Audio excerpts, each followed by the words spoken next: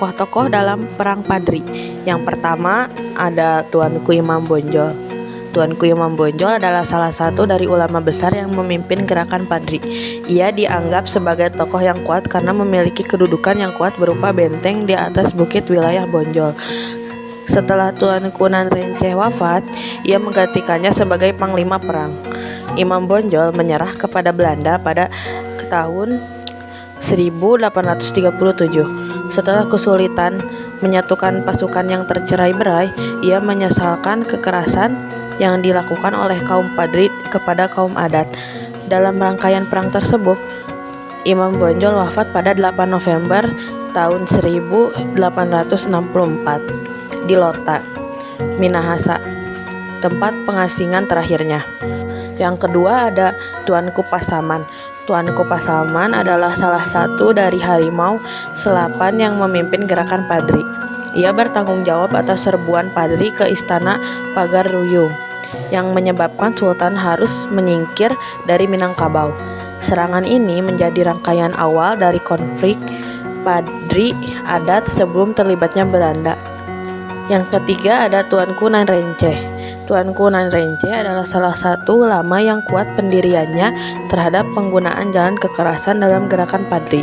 Ia bertugas menjadi pimpinan gerakan sekaligus panglima perang. Setelah wafat digantikan oleh Tuanku Imam Bonjol sebagai panglima perang Padri. Tuanku Nan Renceh berjasa dalam menyebarkan ide-ide gerakan Padri kepada pembesar Minangkabau. Yang keempat ada Mayor Jenderal Kocyius. Mayor Jenderal Kocyius adalah perwira tinggi Belanda yang ahli dalam penerapan taktik benteng stelsel. Ia dikirim ke Minangkabau pada tahun 1837 untuk menyerbu Bonjol dan mengakhiri peperangan. Kocyius memerintahkan penyerangan besar-besaran terhadap benteng Bonjol selama 6 bulan, dari Maret sampai Agustus tahun 1837. Pada awal Agustus, baru Belanda dapat menguasai keadaan. Benteng Bonjol jatuh pada 16 Agustus tahun 1837 dan Imam Bonjol melarikan diri. Yang kelima ada Letnan Kolonel Raaf. Letnan Kolonel Raaf adalah salah satu perwira yang didatangkan ke Minangkabau setelah perjanjian antara kaum adat dan Belanda disepakati. Ia datang pada Desember tahun 1821. Pada Maret 1822, ia berhasil memukul mundur Padri dari Pagar Ruyungnya dan mendirikan benteng Van der Kavelen di Batu Sangkar. Ia terus memimpin pasukan menekan gerakan Padri yang tadinya tidak terbendung meskipun akhirnya wafat pada April tahun 1824. Yang keenam ada Letnan Kolonel Elwood. Letnan Kolonel Elwood memasuki peperangan pada tahun 1831 dengan membawa sentot Prawirodirjo yang membelot dalam rangkaian Perang Jawa. Ia menjadi salah satu perwira yang bertugas menangkap pimpinan kaum adat ketika mereka berkompromi dengan Padri untuk bersama-sama menggempur Belanda. Ia menangkap Sultan Tanah Alam Bagagar yang diduga bertanggung jawab atas serangan kepada garnisun Belanda yang menewaskan 139 serdadu. Belakang, ketika orang-orang Minangkabau memeluk agama Islam sekitar abad ke-16, tumbuh dua adat yang berdampingan, adat lama Minang serta adat Syara atau adat baru yang kental dengan ajaran agama Islam. Tidak pernah ada permasalahan dalam kehidupan mereka karena dapat saling hidup dengan satu sama lain. Masyarakat Minangkabau dipimpin oleh raja yang berkedudukan di Pararunggung. Meski begitu, pemimpin di Pararunggung tidak termasuk dari 12 suku Minangkabau, sehingga apabila terjadi perubahan perilaku masyarakat Minang, para pemimpin ini tidak dapat banyak memahami dan berbuat apapun. Pada perkembangannya, perubahan kebiasaan masyarakat Minangkabau mengarah pada kebiasaan yang berlawanan dengan ajaran Islam seperti judi, sabung ayam, dan mabuk-mabukan. Para ulama atau padri merasa harus berbuat untuk menghilangkan kebiasaan buruk masyarakat ini. Penyebab terjadinya Perang Padri. Perang Padri disebabkan antara lain adanya ulama-ulama yang ingin memberantas kebiasaan buruk. Upaya itu harus direalisasikan meskipun dengan jalan kekerasan. Pada tahun 1803, 3 orang haji pulang dari Mekah, yaitu Haji Miskin, Haji Sumanik, dan Haji Piobang, yang telah menyaksikan gerakan Wahhabisme di Arab berupaya untuk membersihkan kebiasaan-kebiasaan yang bertentangan dengan Islam di Minangkabau.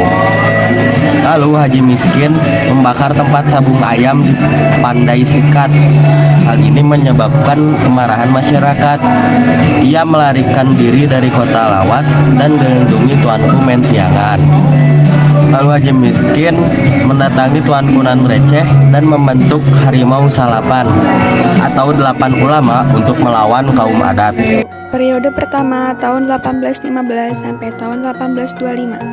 Pembentukan Harimau Salapan mendapatkan respon dari kaum adat yang semakin keras menolak untuk menerima ide Islam dan mempertahankan apa yang menjadi kebiasaan mereka. Sementara, tidak sedikit pula pembesar-pembesar yang menerima ide-ide Padri, sehingga skalasi gerakan menjadi semakin besar dan tidak terkendali. Puncaknya, kaum Padri dipimpin Tuanku Pasaman menyerbu Panggaruyung pada tahun 1815 dan menyebabkan Sultan Arifin Maningsyah harus menyingkir dari wilayah tersebut.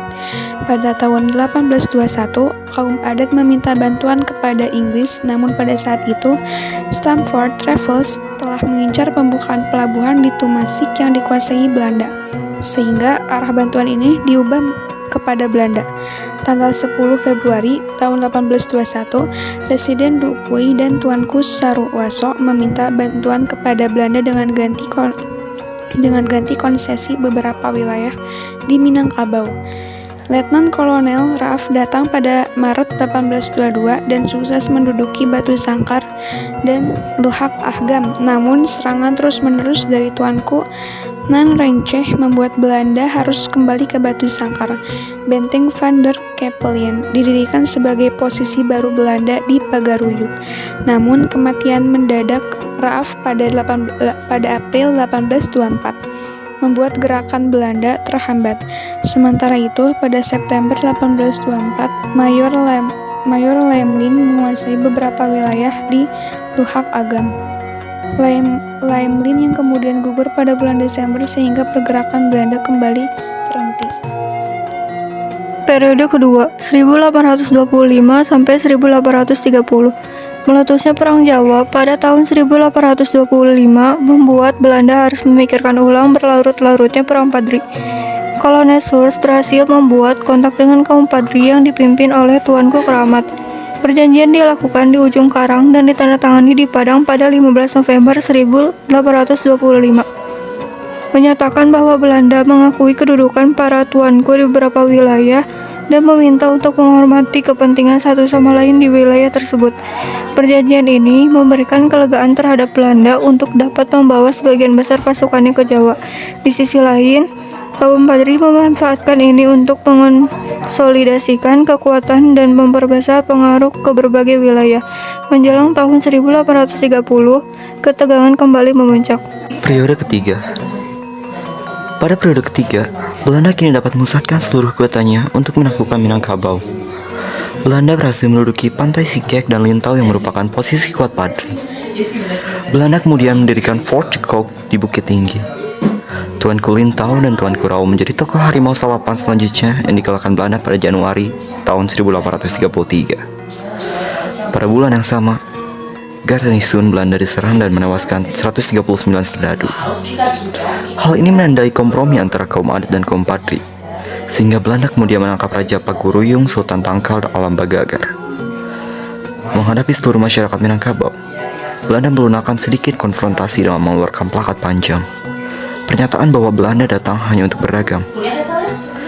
Gubernur Jenderal Dominic Jacques d'Ernest mengirim Mayor Jenderal Churchill pada tahun 1837 untuk menggempur Bonjo. Bonjo belum berhasil taklukkan sejak awal tahun 1833. Belanda mengepung benteng Bonjo selama 6 bulan sejak Maret sampai Agustus pada tahun 1837. Pada bulan Agustus, benteng berhasil dijatuhkan dan Imam Bonjo melarikan diri. Kekuatan terakhir kaum Padri berhasil runtuh dan tidak dapat bangkit kembali. Akhir dari Perang Padri telah dapat dilihat ketika benteng Bonjol jatuh pada Agustus 1837. Bonjol adalah posisi kuat terakhir yang dimiliki oleh kaum Padri di Minangkabau, sehingga kejatuhannya menyebabkan pasukan tercerai-berai. Imam Bonjol kesulitan untuk menyatukan kembali. Pada Oktober 1837, Belanda berhasil menangkap Imam Bonjol yang kemudian diasingkan ke Cianjur pada Januari 1838. Perang masih berkobar sampai Belanda menduduki Rokan Hulu yang diduduki oleh Tuanku Tambusai. Kerajaan Parunggung serta wilayah Minangkabau kemudian masuk ke bagian Pax Nederlandica.